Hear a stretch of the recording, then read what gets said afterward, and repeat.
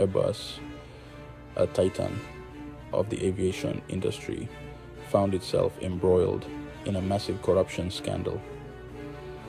In 2020, the company agreed to a record-breaking €3.6 billion global settlement.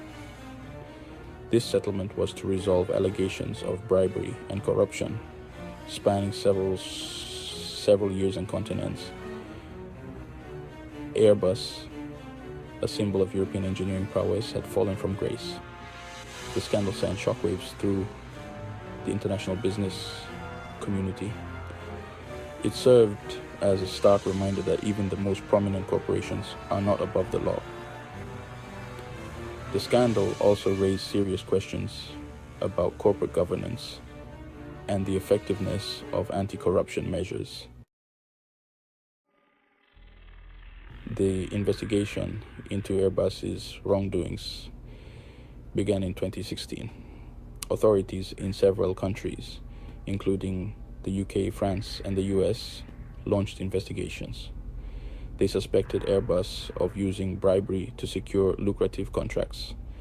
The investigations uncovered a pattern of systematic corruption within the company. Between 2011 and 2015, Airbus had used intermediaries to bribe government officials and airline executives.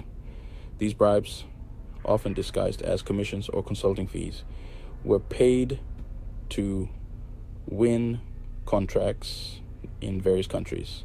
These countries included Sri Lanka, Malaysia, Indonesia, Taiwan, and Ghana.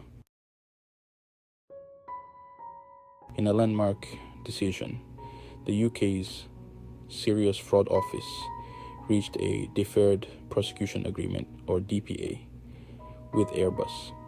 A DPA is a legal agreement where a company avoids criminal charges when they agree to fulfill certain conditions, such as paying fines and cooperating with authorities. Under the DPA, Airbus agreed to pay a €991 million fine to the UK authorities. The company also committed to implementing robust compliance reforms.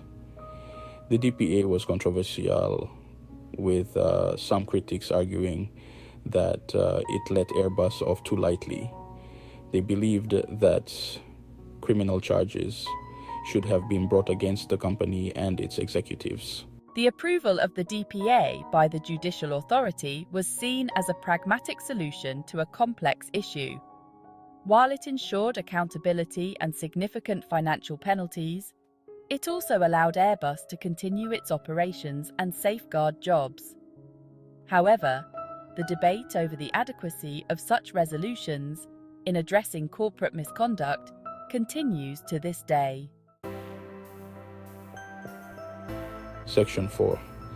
A triumph for international cooperation. The Airbus case highlighted the importance of international cooperation in combating corruption. The investigation and prosecution involved authorities from multiple countries working together. This collaboration was crucial in uncovering the full extent of Airbus's wrongdoing. The UK's SFO played a leading role in the investigation. Dame Victoria Sharp, the former head of the SFO, described the case as a paradigm of cross-border cooperation.